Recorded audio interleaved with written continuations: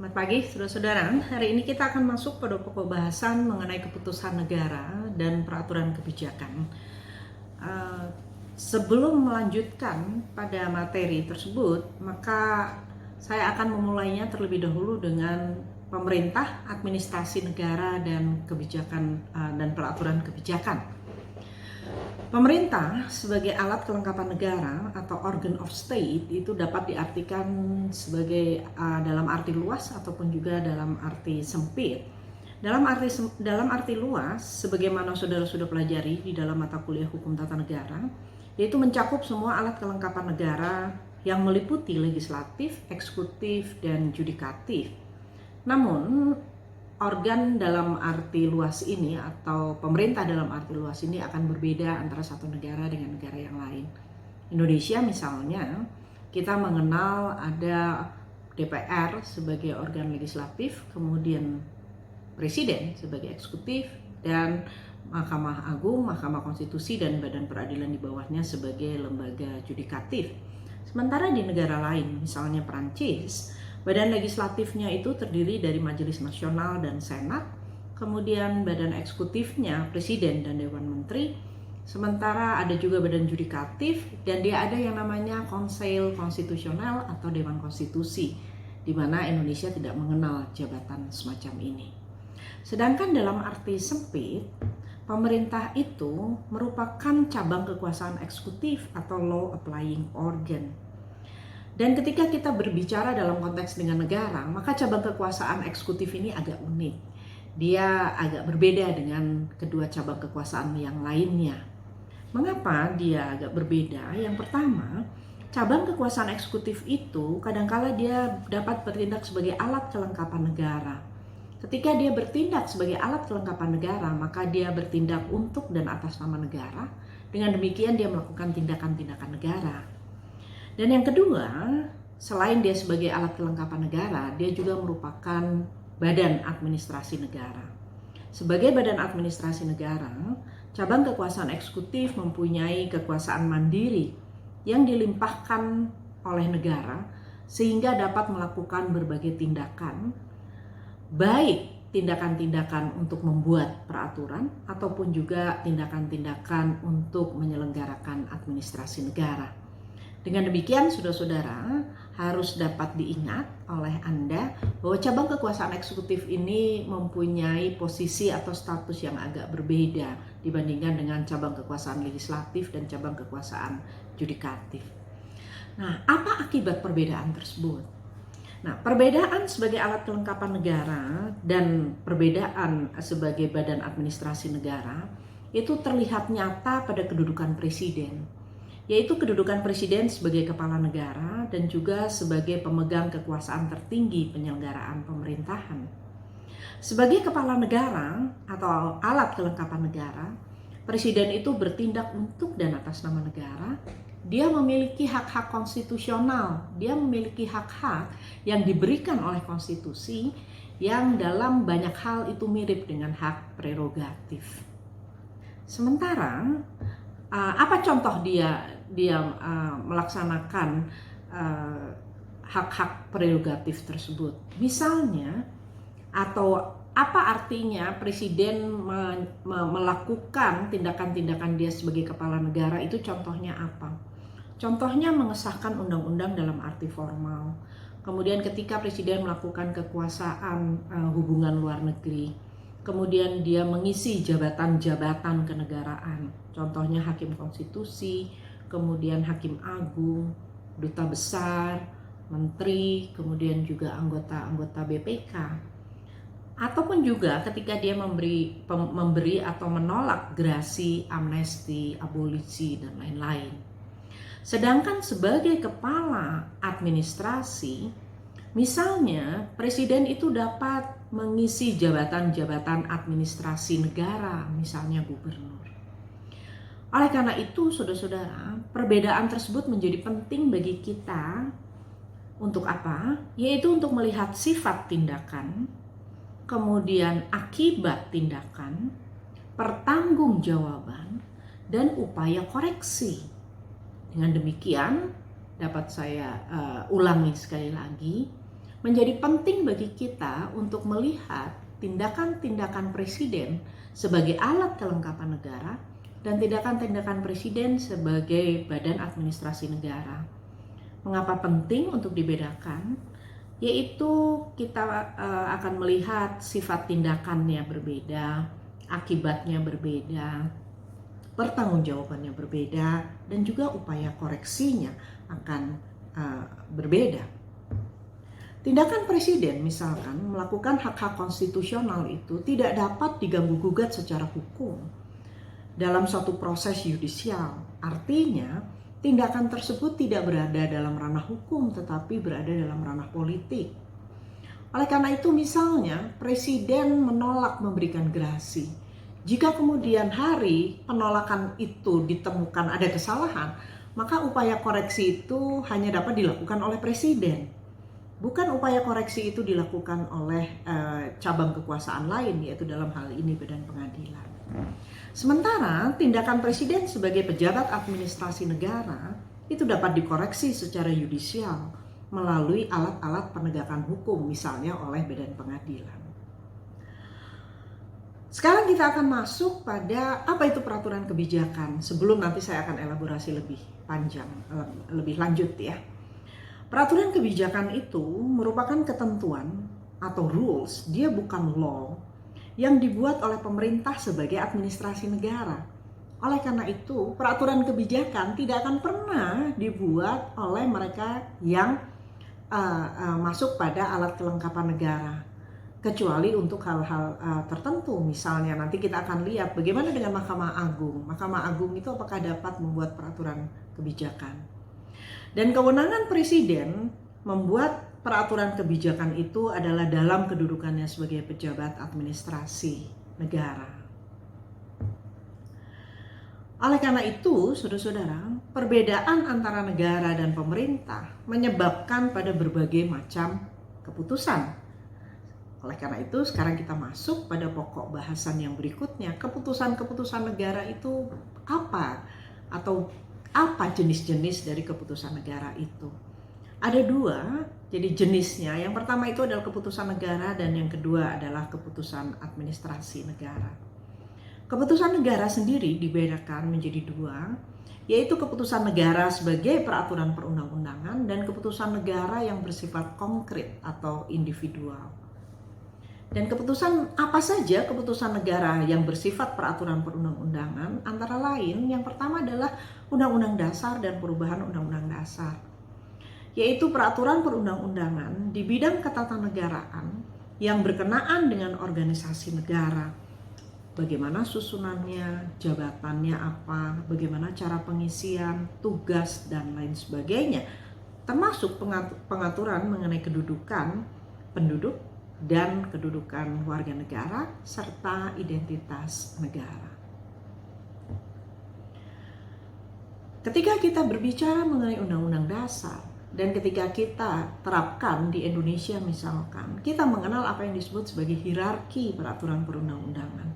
Dari perspektif hierarki, saudara-saudara, Undang-Undang Dasar itu harus ditempatkan sebagai bentuk peraturan perundang-undangan yang tertinggi.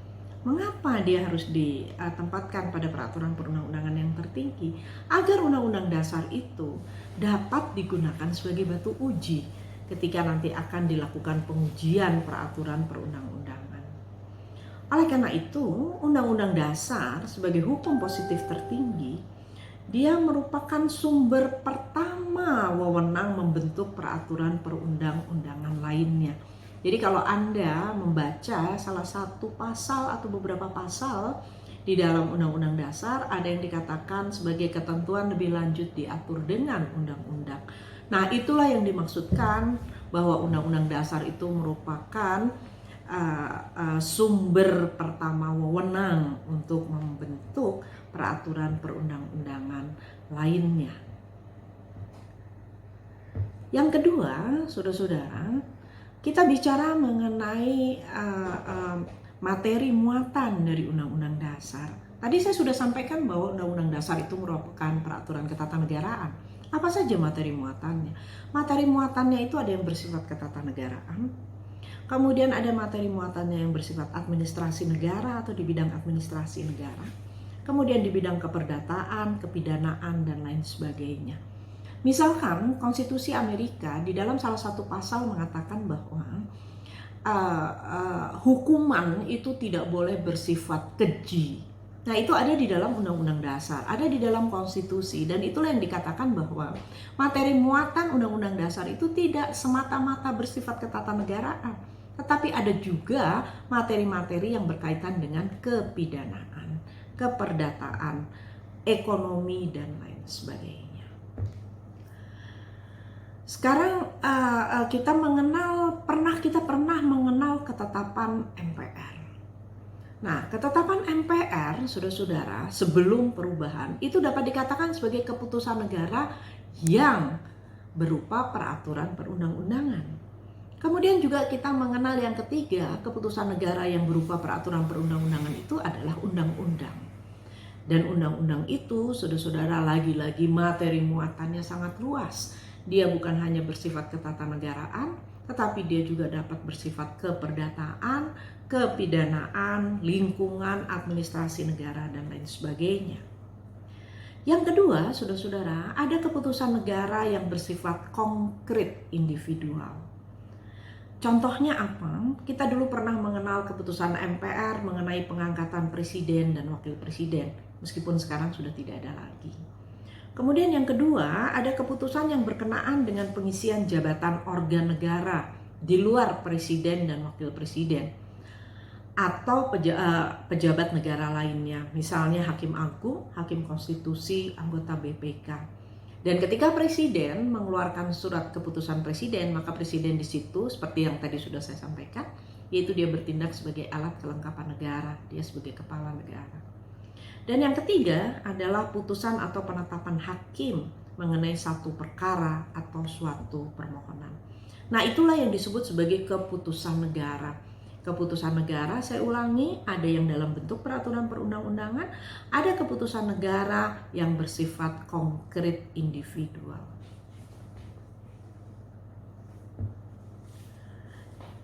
Jenis yang kedua, sebagaimana tadi sudah saya sampaikan, adalah keputusan administrasi negara atau keputusan penyelenggara pemerintahan atau eksekutif.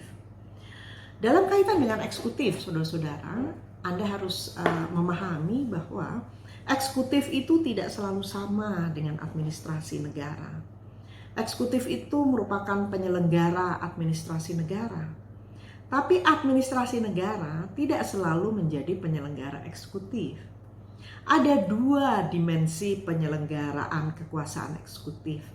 Yang pertama ada di lapangan ketatanegaraan, dan yang kedua adalah di lapangan administrasi negara.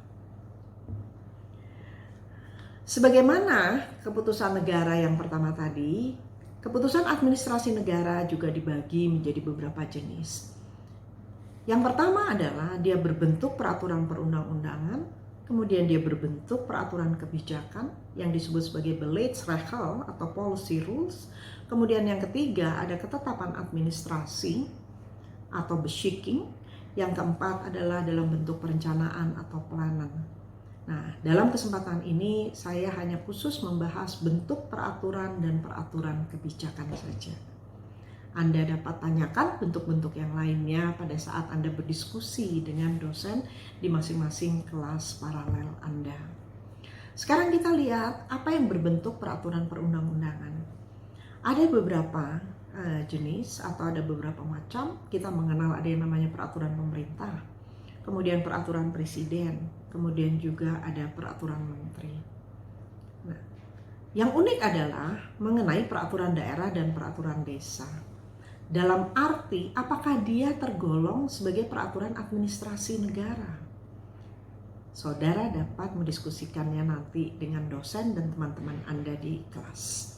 Jadi Anda harus ingat ada satu pertanyaan dari pokok bahasan hari ini adalah apakah peraturan daerah dan peraturan desa dapat digolongkan sebagai peraturan administrasi negara? Ataukah dia sebetulnya peraturan ketatanegaraan? Yang kedua, saudara-saudara, adalah peraturan kebijakan atau yang kita kenal sebagai Beleidsregel, kemudian policy rules, ada yang namanya Pseudo-Wetgeving, kemudian Spiegelrecht. Peraturan kebijakan itu dibuat oleh administrasi negara dalam kerangka kebebasan bertindak atau Vrije Ermessen. Namun, saudara-saudara, kalau kita kembali kepada pemahaman mengenai pengertian peraturan perundang-undangan, maka peraturan kebijakan itu bukanlah peraturan perundang-undangan. Jika dia bukan peraturan, apakah tepat menggunakan istilah peraturan kebijakan? Apakah tidak lebih tepat dikatakan sebagai ketentuan kebijakan? Mengapa hal ini perlu kita singgung dalam pokok bahasan ini? Agar kita tidak ada salah pemahaman atau salah pengertian. Karena menggunakan istilah peraturan, maka peraturan kebijakan kita asumsikan sama dengan peraturan perundang-undangan. Padahal secara teori ada perbedaan antara peraturan perundang-undangan dan peraturan kebijakan.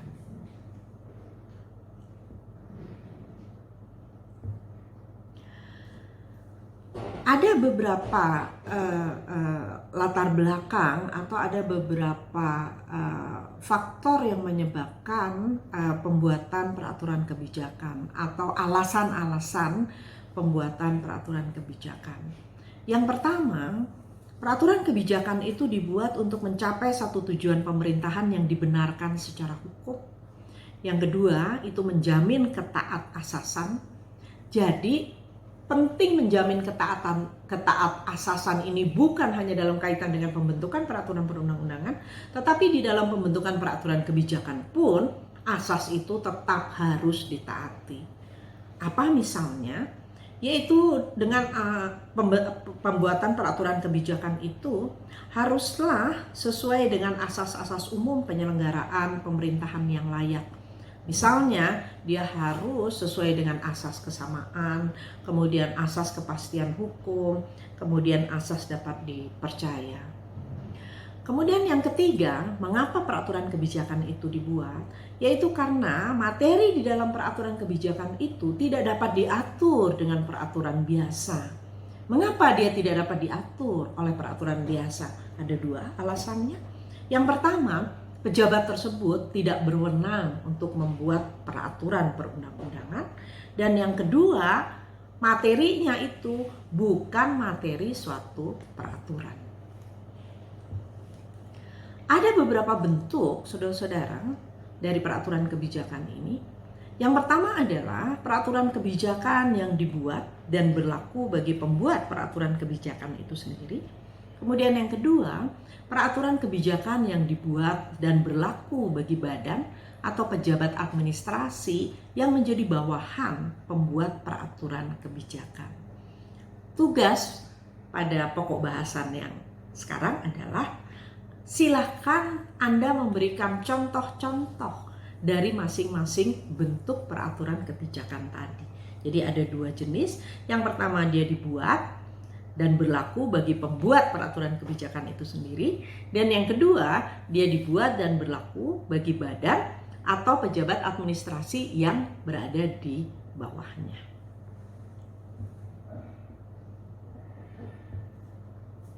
Demikian, saudara-saudara, materi kita pada pokok bahasan kali ini. Jadi Anda sudah mengetahui apa saja keputusan-keputusan negara, kemudian Anda juga sudah mengetahui bagaimana peraturan kebijakan tersebut.